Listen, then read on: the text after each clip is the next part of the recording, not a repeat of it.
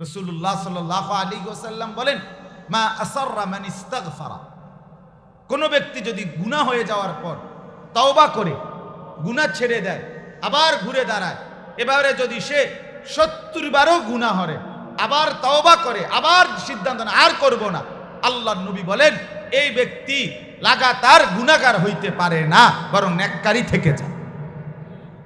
কিন্তু অহংকারী, কোনো পাত্তাই দিলাম না, কি এর নামাজ, কি এর আজান, কি এর হুজুর, কিসের ওয়াজ, ইতান দিয়ে আমার দরকার হলো বুট খাওন, বাদাম খাওন, চিপস খাওন, চটপুড়ি খাওন, কতক্ষণ টুটো করে আটন, আমি আইসি দুনিয়া মোবাইল টিপতাম, বোঝেন নাই কথা, খালাস খালাস জিন্দিগি।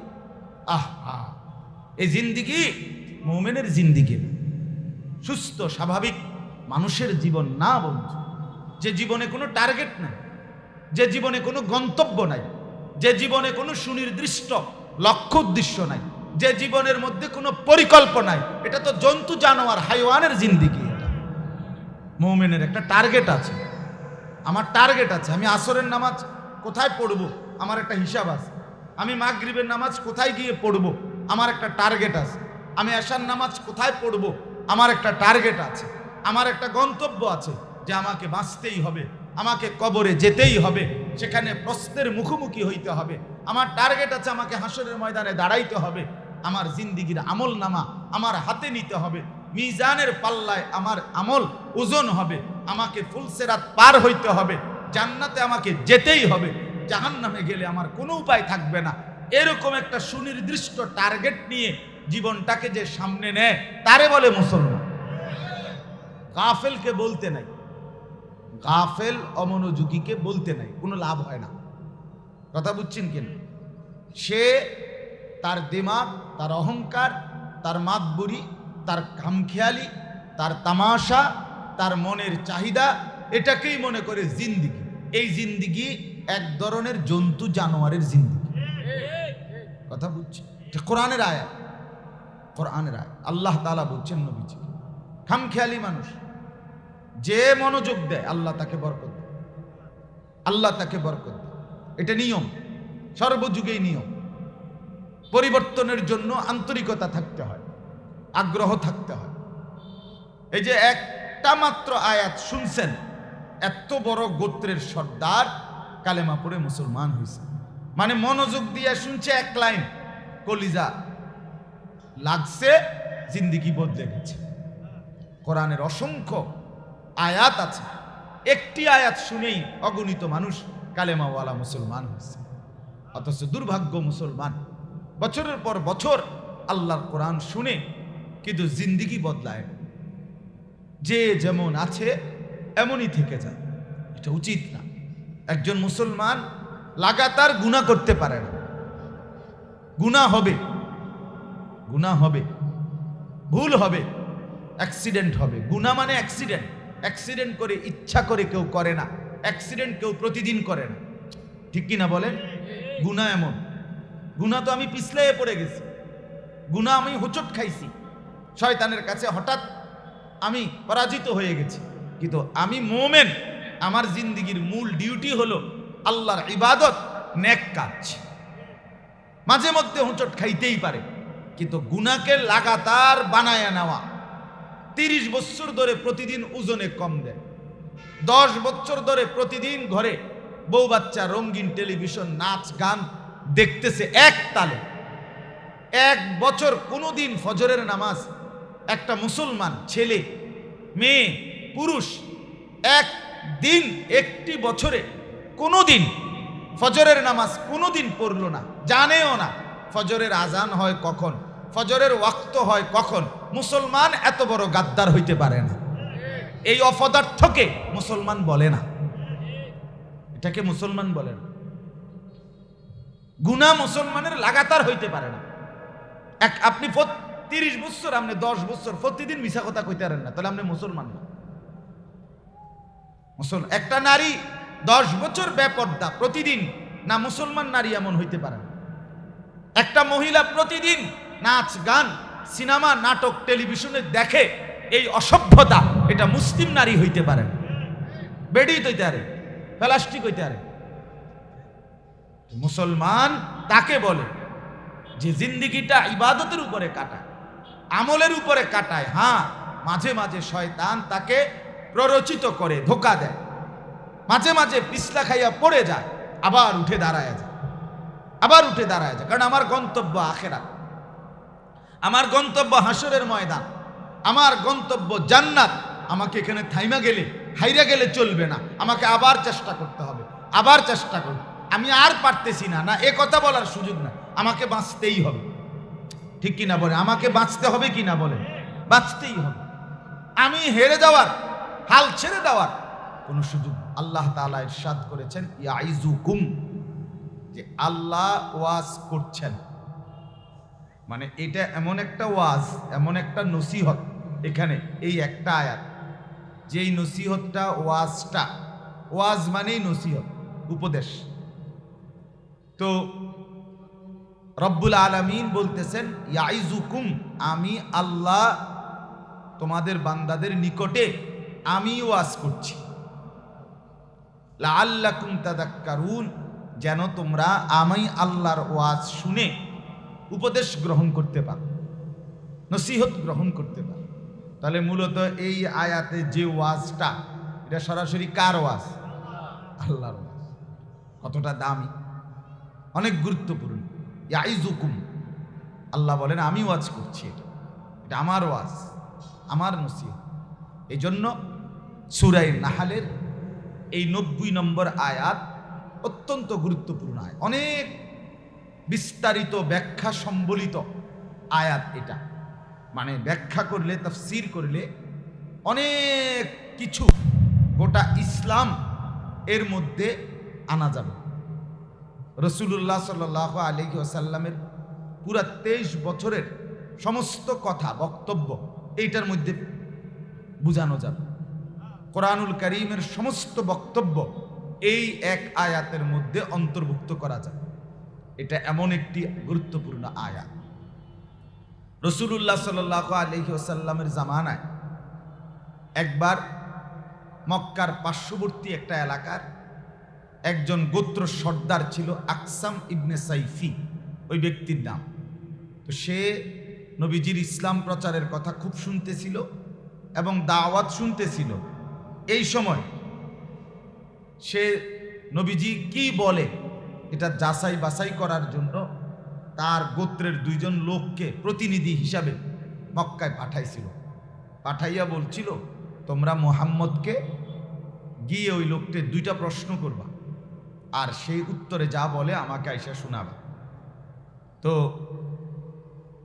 ওই 2 লোক এসে নবী সাল্লাল্লাহু আলাইহি ওয়াসাল্লামের কাছে জিজ্ঞেস করলেন, এই আকসাম ইবনে সাইফির পক্ষ থেকে, ওই সর্দারের নাম।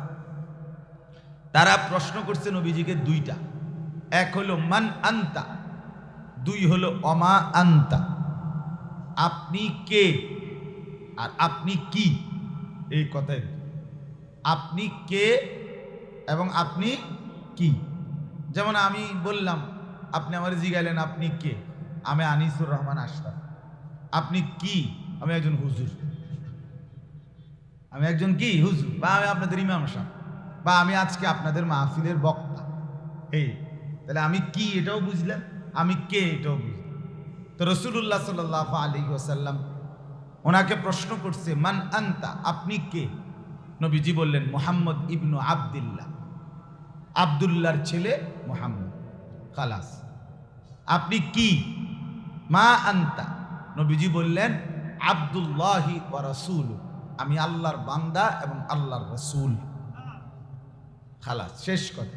এর দূরে আন্তর্জাতিক খ্যাতি সম্পন্ন মুফাসসিরে কোরআন, বিশিষ্ট ইসলামী চিন্তাবিদ, যে দাউদকান্দি ব্রিজ, এরপরে যমুনা ব্রিজ, বুঝলেন, চালের বস্তা, আটার বস্তা, এগুলা হ্যাঁ ধোকা, এগুলা তামাশা, এগুলা এক ধরনের তামাশা, ফালতু। বলো না আর কি, মনের একটা সান্ত্বনা আর কি। যে কইছি হুজুরের একবার, হুজুর এক জায়গায় টাইটেল গেছে গা ক্যান্টনমেন্ট ফার হইয়া, হুজুর হইয়া গেছে তখন কোর ফাই। কথা বুঝছেন না? টাইটেল কইতে কইতে বেড়া গেছে গা ক্যান্টনমেন্ট। এখন গিয়া ক্যান্টনমেন্ট থেকে আবার কোনো লোক যদি হুজুরের নাম শুনতে যায় তো বেটা লগে লগে দৌড়াইতে হইব, কারণ মেন নাম তো আইসে না। আর যদি সিএনজি হয় তা তো এটা জোরে চলে না, তো টাইটেল কইতে কইতে তো এটা কই গেছে গা, ক্যান্টনমেন্ট গেছে গা। এখন এই এলাকার মানুষ তার হুজুরের নামটা শুনলো না, তো এত কিছু বলে নাই নবীজি। নবীজি বললেন আমার দুই উত্তর, আমি আব্দুল্লাহর ছেলে মুহাম্মদ, আর কি আমি আল্লাহর বান্দা এবং আল্লাহর রাসূল, খালাস। এবার নবীজি বললেন তোমাদের নেতার জন্য আমি আমার পক্ষ থেকে, আমার আল্লাহর পক্ষ থেকে নাজিলকৃত এই কিছুক্ষণ পূর্বের একটি আয়াত তোমাদেরকে শোনাচ্ছি, তোমরা মুখস্থ করে তোমাদের নেতার কাছে গিয়ে শুনাইও যে আমি যেই দ্বীনের দাওয়াত দেই সেই দ্বীনের বক্তব্য এরকম। এই কথা বলে নবী সাল্লাল্লাহু আলাইহি ওয়াসাল্লাম এই দুইজন লোককে এই 90 নাম্বার আয়াতটা শিখাই দিছে, যে এইটা গিয়ে কইবা তোমগো নেতারে শুনাইবা যে আমি যেই আল্লাহর কথা বলি তিনি এই আয়াত নাজিল করছেন, এই কথা বলছেন। তখন এই দুইজন প্রতিনিধি গিয়ে যখন সেখানে বলছে, আকসাম ইবনে সাইফি আরবের বিখ্যাত সর্দার, তার কাছে সে এই একটি আয়াত শুনছে, শুধু এই একটি আয়াত শুনেই সাথে সাথে দাঁড়িয়ে বলছে যে আল্লাহর কসম এই কথাগুলো যার উপরে নাজিল হয়েছে সে নিশ্চিত সত্য নবী, আমি তার কালেমা গ্রহণ করব। তখন আকসাম ইবনে সাইফি কালেমা গ্রহণ করলেন এবং ওনার সাথে, ওই ছেলে এই এখানে বইয়ে মোবাইল টিপো না, বেরো এন থেকে বেটা, বাহিরে গিয়ে মোবাইল টিপো, দাঁড়াইও না, এখানে দাঁড়াইও না, এখানে বসলে বসো, নাইলে পিছনে দাও। কামখেয়ালি মানুষ, কি দরকার শোনার, তামাশা করতে আসছে। চলেন ভাই, গাফেলকে বলতে নাই, গাফেল অমনোযোগীকে বলতে নাই, কোনো লাভ হয় না। কথা বুঝছেন কেন?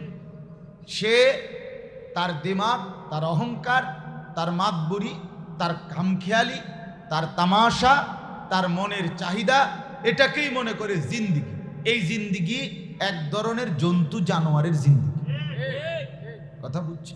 কোরআনের আয়াত, কোরআনের আয়াত, আল্লাহ তাআলা বলছেন নবীজি, খামখেয়ালি মানুষ যে মনোযোগ দেয় আল্লাহ তাকে বরকত দেয়, আল্লাহ তাকে বরকত দেয়। এটা নিয়ম, সর্বযুগেই নিয়ম। পরিবর্তনের জন্য আন্তরিকতা থাকতে হয়, আগ্রহ থাকতে হয়। এই যে একটা মাত্র আয়াত শুনছেন, এত বড় গোত্রের সর্দার কালেমা পড়ে মুসলমান হয়েছে, মানে মনোযোগ দিয়ে শুনছে, এক লাইন কলিজা লাগছে, জিন্দিগি বদলে গেছে। কোরআনের অসংখ্য আয়াত আছে, একটি আয়াত শুনেই অগণিত মানুষ কালেমাওয়ালা মুসলমান হয়েছে। অথচ দুর্ভাগ্য মুসলমান বছরের পর বছর আল্লাহর কোরআন শুনে কিন্তু জিন্দিগি বদলায়, যে যেমন আছে এমনই থেকে যায়। এটা উচিত না। একজন মুসলমান লাগাতার গুনাহ করতে পারে না, গুনাহ হবে, গুনাহ হবে, ভুল হবে, অ্যাক্সিডেন্ট হবে। গুনাহ মানে অ্যাক্সিডেন্ট, অ্যাক্সিডেন্ট করে ইচ্ছা করে কেউ করে না, অ্যাক্সিডেন্ট কেউ প্রতিদিন করে না, ঠিক কি না বলেন? গুনাহ এমন, গুনাহ তো আমি পিছলে পড়ে গেছি, গুনাহ আমি হোঁচট খাইছি, শয়তানের কাছে হঠাৎ আমি পরাজিত হয়ে গেছি, কিন্তু আমি মোমেন, আমার জিন্দিগির মূল ডিউটি হলো আল্লাহর ইবাদত, নেক কাজ।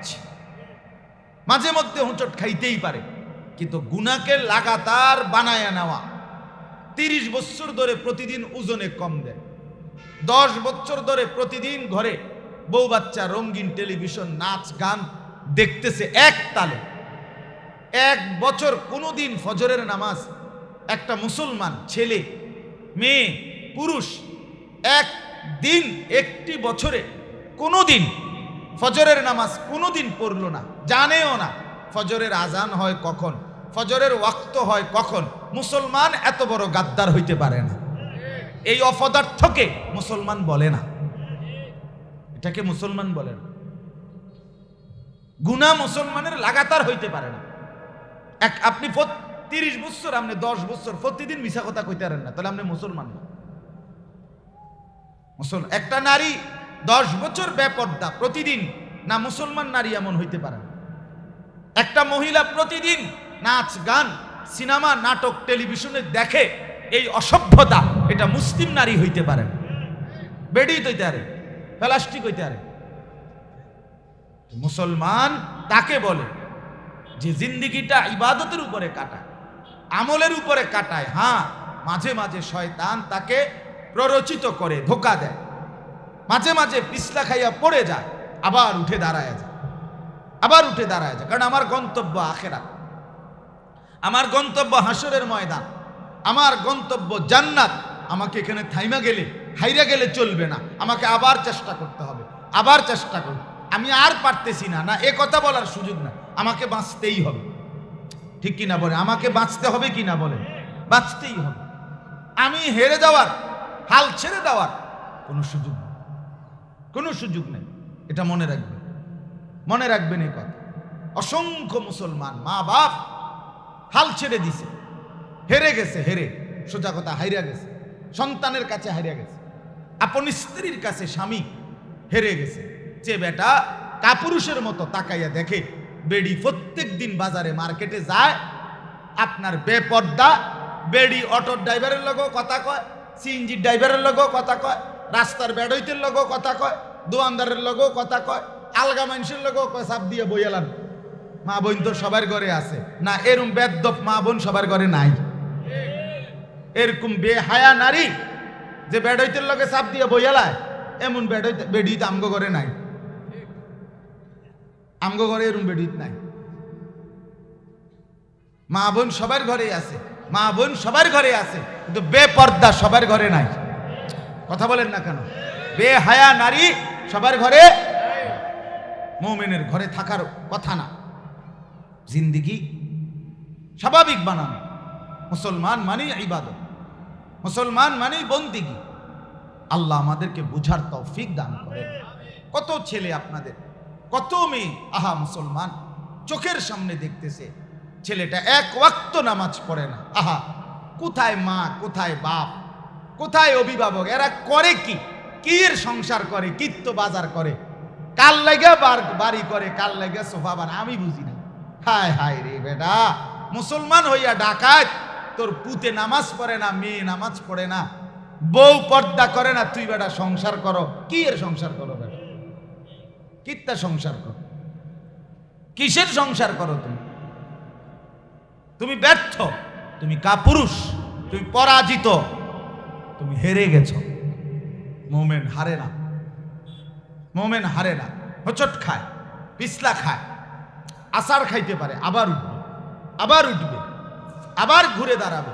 এটার নাম হলো মোমেন। রাসূলুল্লাহ সাল্লাল্লাহু আলাইহি ওয়াসাল্লাম বলেন, মা আসাররা মান ইস্তাগফারা। কোন ব্যক্তি যদি গুনাহ হয়ে যাওয়ার পর তওবা করে গুনাহ ছেড়ে দেয়, আবার ঘুরে দাঁড়ায়, এবারে যদি সে 70 বারও গুনাহ করে, আবার তওবা করে, আবার সিদ্ধান্ত নেয় আর করব না, আল্লাহর নবী বলেন এই ব্যক্তি লাগাতার গুনাহগার হইতে পারে না, বরং নেককারী থেকে যায়। কিন্তু অহংকারী, কোনো পাত্তাই দিলাম না। কি এর নামাজ, কি এর আজান, কি এর হুজুর, কিসের ওয়াজ, ইতান দিয়ে আমার দরকার হলো বুট খাওন, বাদাম খাওন, চিপস খাওন, চটপুড়ি খাওন, কতক্ষণ টুটো করে আটন। আমি আইসি দুনিয়া মোবাইল টিপতাম, বোঝেন নাই কথা? খালাস, খালাস জিন্দিগি। আহা, এই জিন্দিগি মুমিনের জিন্দিগি, সুস্থ স্বাভাবিক মানুষের জীবন না বন্ধু। যে জীবনে কোনো টার্গেট নাই, যে জীবনে কোনো গন্তব্য নাই, যে জীবনে কোনো সুনির্দিষ্ট লক্ষ্য উদ্দেশ্য নাই, যে জীবনের মধ্যে কোনো পরিকল্পনা নাই, এটা তো জন্তু জানোয়ার হাইওয়ানের জিন্দিগি। এটা মুমিনের একটা টার্গেট আছে। আমার টার্গেট আছে, আমি আসরের নামাজ কোথায় পড়ব, আমার একটা হিসাব আছে। আমি মাগরিবের নামাজ কোথায় গিয়ে পড়ব, আমার একটা টার্গেট আছে। আমি এশার নামাজ কোথায় পড়ব, আমার একটা টার্গেট আছে। আমার একটা গন্তব্য আছে যে আমাকে বাঁচতেই হবে, আমাকে কবরে যেতেই হবে, সেখানে প্রশ্নের মুখোমুখি হইতে হবে। আমার টার্গেট আছে, আমাকে হাসরের ময়দানে দাঁড়াইতে হবে। আমার জিন্দিগির আমল নামা আমার হাতে নিতে হবে, মিজানের পাল্লায় আমার আমল ওজন হবে, আমাকে ফুলসেরাত পার হইতে হবে, জান্নাতে আমাকে যেতেই হবে, জাহান্নামে গেলে আমার কোনো উপায় থাকবে না। এরকম একটা সুনির্দিষ্ট টার্গেট নিয়ে জীবনটাকে যে সামনে নেয়, তারে বলে মুসলমান,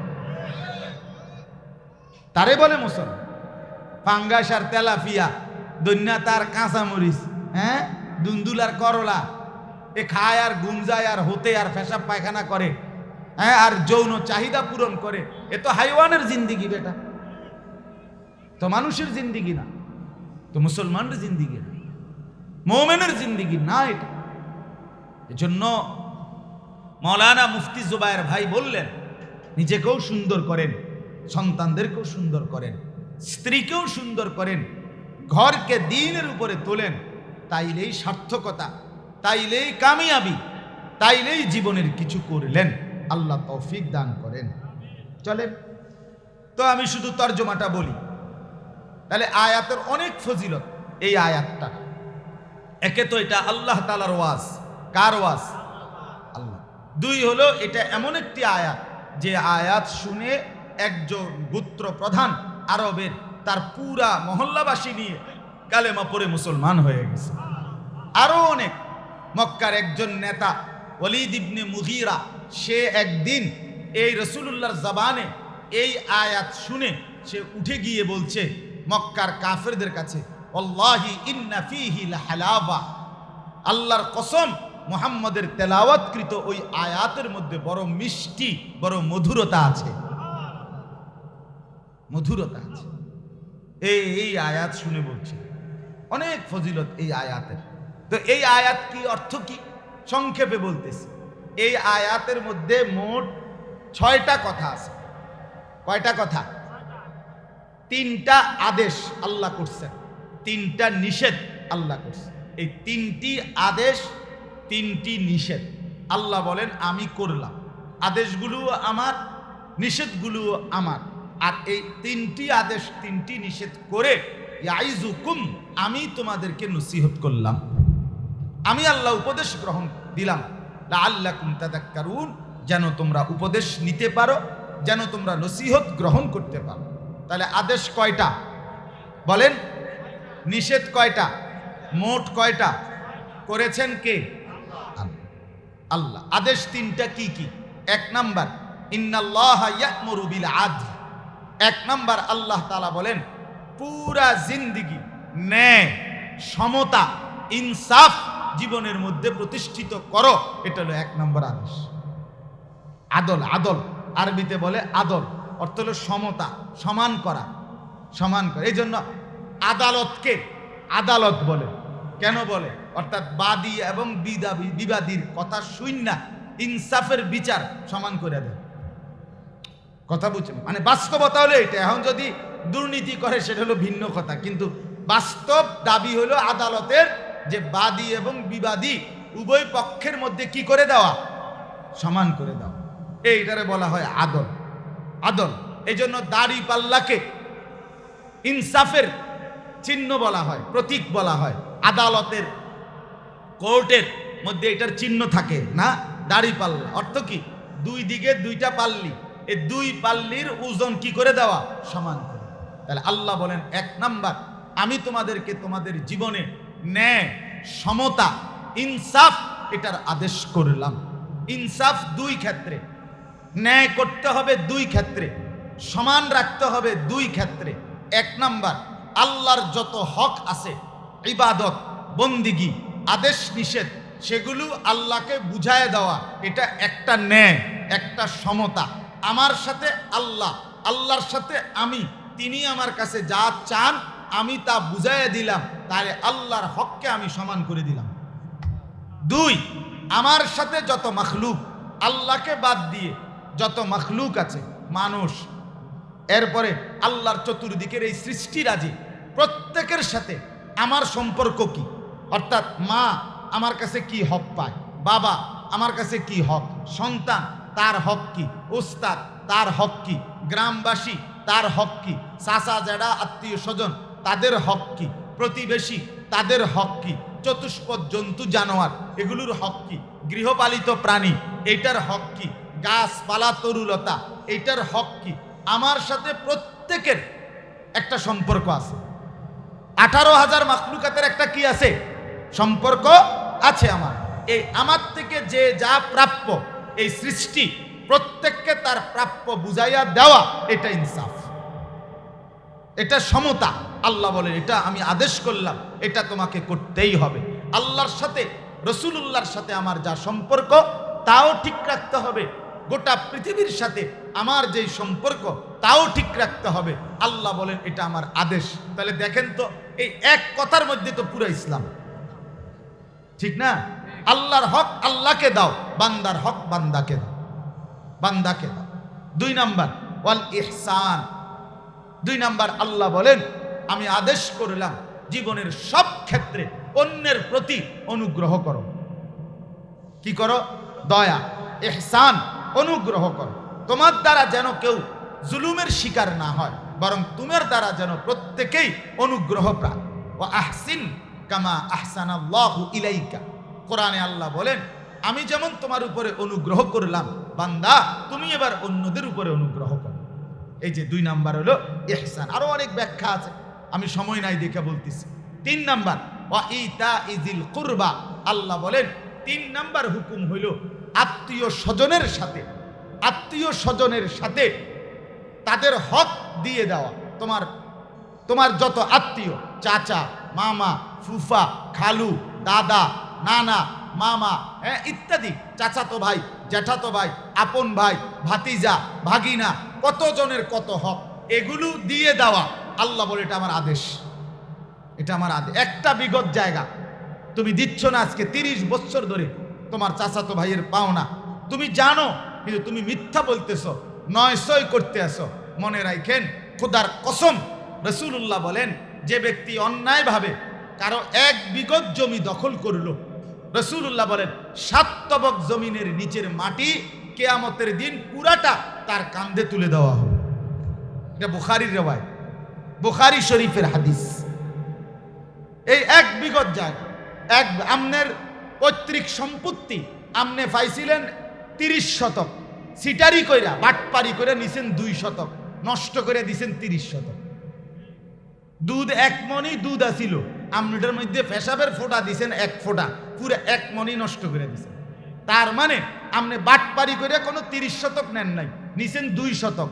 1 শতক স্বাস্থ্য বাইরে ধোকা দিয়া, জ্যাঠতো বাইরে ধোকা দিয়া, বাতিজারে ধোকা দিয়া, আপন ভাইকে মিথ্যা বলে আপনি কুদ্দুর দখল করে লাইছেন, হক দেন নাই। তো মনে রাখেন বাকি যা আপনার ছিল হালাল, এগুলোরও নষ্ট করে দিল, বরবাদ করে দিল। এজন্য আল্লাহ বলেন 1 নাম্বার সর্বক্ষেত্রে সমতা, আল্লাহর হক বান্দার হক ইনসাফের সাথে আদায় করো, আমার আদেশ। 2 অপরের প্রতি অনুগ্রহ করো, দয়া করো, আমার আদেশ। 3 নিকটতম আত্মীয় স্বজনদেরকে তাদের অধিকার দিয়ে দাও, এটা আমার আদেশ। আদেশ কয়টা? 3টা। নিষেধ ওয়ানহা আনিল ফাহশাই ওয়াল মুনকারি ওয়াল বাগি। 3টা নিষেধ। 1 নাম্বার যাবতীয় অশ্লীলতা ছেড়ে দাও। অশ্লীলতা, অশ্লীলতা বলে কাকে? অশ্লীলতা বলে গুনাহের চাইতে মারাত্মক। স্বাভাবিক অনেক কিছু আছে গুনাহ, আর অশ্লীলতা হলো তার চাইতে মারাত্মক। 1 নাম্বার অশ্লীলতা বলে, মূল অশ্লীলতা কি? নারীকে কেন্দ্র করে যত রকমের নোংরামি, এটাকে বলা হয় অশ্লীলতা। কোন নারী হালাল না, এই নারী আমার স্ত্রী, এটা তো হালাল, এটা তো হালাল, কিন্তু স্ত্রী না, বৈধ না, এরকম ভিন নারী মোবাইলে হোক, টেলিভিশনে হোক, আর বাস্তবতা সরাসরি হোক, তাকে দেখা, তার সাথে কথা বলা, তার হাত ছুঁয়ে দেওয়া, তার গান শোনা, তার নাচ দেখা, জিনা ব্যভিচারের উলঙ্গ দৃশ্য দেখা, নাটক দেখা, সিনেমা দেখা, নর্তকীর নাচ দেখা, উলঙ্গ ছবি দেখা, হারাম প্রেম করা, একসাথে চলাফেরা করা, একসাথে হাঁটা চলা করা, বিনোদন পার্ক, রেস্তোরাঁ অথবা একান্ত জায়গায় একাকী কোনো নারীর সাথে উঠা বসা করা, এরকম সব কিছু নারীকে কেন্দ্র করে, মহিলাকে কেন্দ্র করে পরকীয়া প্রেম করা, অবৈধ সম্পর্ক করা, এগুলো সব হারাম, অশ্লীলতা, নিকৃষ্ট এবং জঘন্য, কুকুর বিড়ালের চাইতেও নিকৃষ্ট কাজ। ওয়ালা তাকরাবুজ জিনা ইন্নাহু কানা ফাহিশা ওয়া সাআ সাবিলা। আল্লাহ বলে জিনা ব্যভিচারের কাছেও যেও না, এটা বড় অশ্লীলতা এবং একেবারে নিকৃষ্ট রাস্তা, মন্দ পথ। তাইলে 1 নিষেধ হইল যাবতীয় অশ্লীলতা। আজ অসংখ্য যুবক আমাদের মুসলমানের এই 1 বেহায়াপনার মধ্যে জিন্দিগি শেষ। জিন্দিগি 1 মোবাইল, আর ছেলেটা, খালাস জিন্দিগি। এই রাত ভর দিন ভর উলঙ্গ ছবি, নাচ গান, জিনা, ব্যভিচারের দৃশ্য, সারা দিন সারা রাত। দুইটা গাল ভিতরে ঢুকা গেছে, চোখ ভিতরে ঢুকা গেছে, কোমরের মধ্যে আর হাড্ডি নাই, গোস্ত নাই কোমরের মধ্যে, প্যান্ট পইরা যায় জানোয়ার, এরপরেও উলঙ্গ ছবি দেখা শেষ করে না। এমন নিকৃষ্ট জানোয়ার। চেহারা সুরতের মধ্যে মানুষের কোনো চিহ্ন নাই, দয়া মায়ার কোনো চিহ্ন নাই, নাচ গান, উলঙ্গ দৃশ্য, আর এই অস্থিরতা করতে করতে জীবনও শেষ, যৌবনও শেষ, যৌন ক্ষমতাও শেষ, আখেরাতও শেষ। আখেরাতও শেষ, সব শেষ। শেষ পর্যন্ত ওই হার্বাল কোম্পানির ওষুধ খায়। বুঝেন না কথাটা? দেন না, হার্বাল কোম্পানি লাল পোস্টার লাগায়, হার্বাল কোম্পানি 30টা লাগায়, এক লগে জেন দিয়া লাগায় 30টার কমে লাগায়। জানে যে শেষ, সব খোয়াইয়া লাইছে, জীবন যৌবন সব, আসো এবার হার্বাল ওষুধ খাও। ফাইলের পর ফাইল কয়, কেমন হয় না, আল্লাহ মাফ করে দেন। অতএব অশ্লীলতা আল্লাহ নিষেধ করেছেন। নারীকে কেন্দ্র করে যে কোনো রকমের নাজায়েজ কাজ করা যাবে। কোনো নারী, মনে রাখবেন, কোনো মেয়ে, কোনো মহিলা, কোনো স্ত্রী, কোনো নারী, সে যদি নষ্ট হয়, চরিত্রহীন হয়, বেপর্দা হয়, বেহায়া হয়, কোনো নারীর যদি মূল পুঁজি তার লজ্জা, নারী বলে কাকে লজ্জা করে যে, আড়ালে থাকে যে, লুকিয়ে থাকে যে, গোপন রাখে যে, তাকেই বলে নারী। সেই নারী যখন নির্লজ্জ হয়, বেহায়া হয়, বেপর্দা হয়, অসভ্য হয়, তো এইটা বিরানি ফচ্চা যেরকম দুর্গন্ধ হয়, তার চাইতে নিকৃষ্ট। এই জন্য কোনো মেয়ে নষ্ট হওয়া শুধু ওই নষ্ট না, পুরা দেশ, পুরা সমাজ, পুরা এলাকা শেষ করে দাও। এটা গুরুত্বপূর্ণ। এই জন্য নারীর চরিত্র, মেয়ের চরিত্র, মেয়ের আখলাক, মহিলার চরিত্র, মহিলার পড়ালেখার চাইতো দামি। মহিলার পড়ালেখা দরকার হইলে 2 লাইন কম হোক, কিন্তু তার আখলাক, তার সতীত্ব, তার ইজ্জত, তার সম্ভ্রম, তার পর্দা 100% রক্ষা হোক। যে নারীর ইজ্জত নাই, পর্দা নাই, সতীত্ব নাই, সম্ভ্রম নাই, খোদার কসম তার কিচ্ছু নাই, কিচ্ছু নাই, কিচ্ছু নাই। এই জন্য আল্লাহ বলছেন অশ্লীলতা নিষেধ করলাম। 2 নাম্বার, ওয়াল মুনকার, সমস্ত গুনাহ। আমি আল্লাহ এবং আমার রাসূলের মাধ্যমে যত গুনার কথা বলেছি, যত হারাম, যত কবিরা গুনাহ, যত সগীরা গুনাহ, যত কুফর, যত শিরিক, যত গুনাহ নিষেধ করলাম, এগুলোর থেকে বিরত থাকো, এটা আমি নিষেধ করলাম। 3 নাম্বার, ওয়াল বাগী, এই যেটা আমি একটু আগে বলছিলাম। 3 নাম্বার হলো সীমালঙ্ঘন। একটা হলো গুনাহ করা, আরেকটা হলো গুনাহকে গুনাহ মনে না করে একেবারে স্বাভাবিক, হাসতে হাসতে স্বাভাবিক মুডে সীমালঙ্ঘন করছে। ওরা বিড়ি খায় একবারে 10 জনের সামনে বইয়া ঠ্যাঙ্গালগি দিয়া, মানে এটা জমিদার। এটা যে গুনাহ, কে এর গুনাহ, কে গনে সমস্ত গুনাহ? এত বালা বালা গুনাহ বেটা গনার ধরি না, তুই আইসো এনে বিড়ি খানার গুনাহ টোয়াইতে। কথা বুঝছেন? দাড়ি কাটে, এটাকে স্বাভাবিক মনে করে সে, এটা কোনো কিছুই মনে করে, এটা সীমালঙ্ঘন, এটা সীমালঙ্ঘন। সুদের টাকা লেনদেন করছে অহরহ স্বাভাবিকভাবে, এটা শুধু গুনাহ না, এটা সীমা লঙ্ঘন, এটা অহংকার, এটা গাদ্দার, এটা গাদ্দার। মসজিদে যখন নামাজ হয়, যে যুবক তোমরা এই যে কয়জন বসছো, তখন যারা তোমরা রাস্তার পাশে দাঁড়াইয়া বইয়া বইয়া মোবাইল টিফো, অথবা দাঁড়াইয়া মোবাইল টিফো, অথবা সমবয়সীদের সাথে আড্ডা দাও, তুমি শুধু পাপী না, তুমি গাদ্দার, তুমি গাদ্দার, মনে রাখো, তুমি গাদ্দার। ও চিরেই তোমার ফাসাদ লাথি অপেক্ষা করছে। ফেরেশতা একটা লাথি দিবে আর 1 লাথিতে জাহান্নামে ফেলে দিবে। তামসা মনে করো, বাদ দুগা খাওন আর হতন আর মানুষের বেডি সাউন, এটা কোনো একটা বিরাট কাম না, এটা খুব আশ্চর্য কোনো কাম না। বেডি আরেকজনের আপনি বইয়ে বইয়ে রং চাইতেন আছেন, হ্যাঁ, এটা কোনো বাহাদুরির কিছু না, এটা কোনো বিরাট কিচ্ছু না, এটা ব্যর্থতা, এটা পরাজয়, এটা নিজের অধপতন, এটা নিজের চরিত্রের নষ্ট হওয়া। শেষ 3টা কথা। তাইলে 3টা আদেশ, 3টা নিষেধ। আদেশ কি? সব আল্লাহর হক, বান্দার হক ইনসাফের সাথে আদায় করা। আর কি? অপরের প্রতি অনুগ্রহ করা। আর কি? আত্মীয় স্বজনকে তাদের অধিকার দিয়ে দেওয়া। নিষেধ কি? অশ্লীলতা, যাবতীয় গুনাহ এবং গুনাহের মধ্যে সীমা লঙ্ঘন। ইয়াইজুকুম লাআল্লাকুম তাযাক্কারুন। আল্লাহ তাআলা বলেন, আমি নসিহত করলাম যেন তোমরা উপদেশ নিতে পারো, নেক কাজ করতে পারো, গুনার কাজ ছাড়তে পারো। আল্লাহ তাআলা তৌফিক দেন, আল্লাহ তাআলা কবুল করেন। এই ইসলাহ দারুল উলুম মাদ্রাসা আল্লাহ তাআলা কবুল করেন। উপযুক্ত ছাত্র, শিক্ষক, এলাকাবাসী, উপযুক্ত সাথী, সঙ্গী, সহযোগী আল্লাহ মাদ্রাসার জন্য মিলায়া দেন। মাদ্রাসার সমস্ত ফিকিরকে আল্লাহ কবুল করেন। আল্লাহ তাআলা আমাদের জীবন সুন্দর করে দেন, আখলাক সুন্দর করে দেন। আসরের নামাজের পরে ইনশাআল্লাহ আবার যথারীতি বয়ান হবে। আমাদের বটগ্রামের হজরত, আমাদের মুরব্বী আল্লামা নুরুল হক সাহেব দামাত বারাকাতুহু হুজুর চলে আসছেন। ইনশাআল্লাহ হজরত বয়ান করবেন, পাগড়ি প্রদান করবেন, দোয়া করবেন। আপনারা হজরতের বয়ান শুনে দোয়ায় শরিক হয়ে এরপরে মাগরিবের আগে আগে ইনশাআল্লাহ বয়ান শেষ হয়ে যাবে মাহফিল, তখন আপনারা যাবেন। আল্লাহ তৌফিক দান করেন, আল্লাহ কবুল করেন। একটা মিনিট ছোট্ট কথা, আমার যেই মাদ্রাসা ময়নামতি সাবের বাজার, গরু বাজারের পশ্চিমে আমার মাদ্রাসা, যেখানে প্রতি মাসের দ্বিতীয় শনিবার মাসিক ইসলাহি মাহফিল হয়।